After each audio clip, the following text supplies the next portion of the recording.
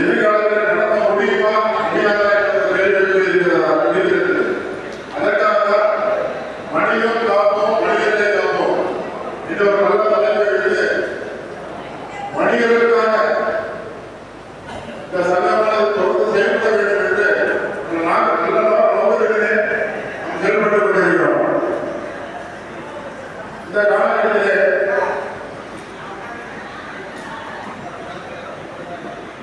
எதிர்காலத்தில் சிறு வணிகர்களை அழிக்கும் நோக்கத்தில் எந்த ஒரு மத்திய அரசாங்கம்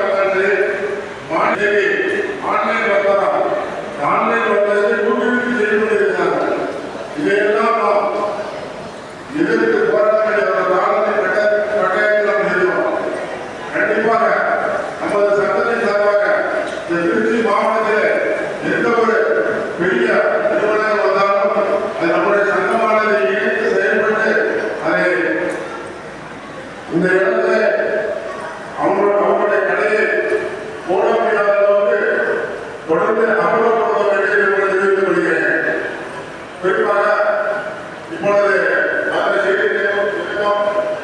வயநாட்டிலே தீர்மானிக்கிற ஒரு பெரிய கடையானது வருகிறது. அந்த கடை வந்தால் கிட்டத்தட்ட ஒரு ஆயிரக்கணக்கான மளிகை கடை வந்ததுன்னா எல்லா தொழிலுமே அடிக்கின்ற ஒரு தொழில் சிங்கிள் ஓட அரசாங்கம் ஊக்குவிக்கிறதை தவிர சிறுமணிகளை பற்றி ஒரு சுத்தமாக கவலைப்படுவது கிடையாது.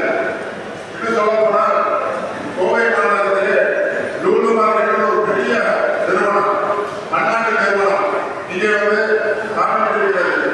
இதற்கெல்லாம் நம்முடைய அரசாங்கத்தில் இருக்கிற முதலமைச்சராக இருக்கட்டும், எதிர்கட்சி தலைவராக இருக்கட்டும், வணிகர்களுக்காக எந்த ஒரு சிறு வணிகர்களுக்காக எந்த ஒரு குரலும் கொடுப்பது கிடையாது. அவர் அழைப்பதே அவர்கள் தான்.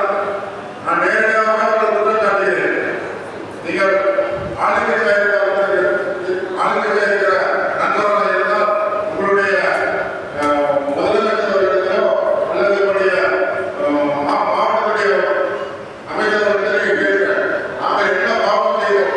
எங்களுடைய தொழிலை நசுவதற்காக பன்னாட்டு நிறுவனங்களை கையெழுத்திட்டு நீங்கள் அதை நடைமுறைப்படுத்திக் கொண்டிருக்கிறீர்கள். லட்சக்கணக்கான மனிதர்களுடைய எதிர்காலம் என்னவாகும் என்று நீங்கள் கண்டிப்பாக நீங்கள் சார்ந்திருக்கிற கட்சி சார்பாக கேட்க வேண்டும். ஏனென்றால் இந்த அமைப்பானது ஒரு ஜாதி மதம் அரசியலுக்கு அப்பாற்பட்டு நடத்தி கொண்டிருக்கிறோம். இப்படிப்பட்ட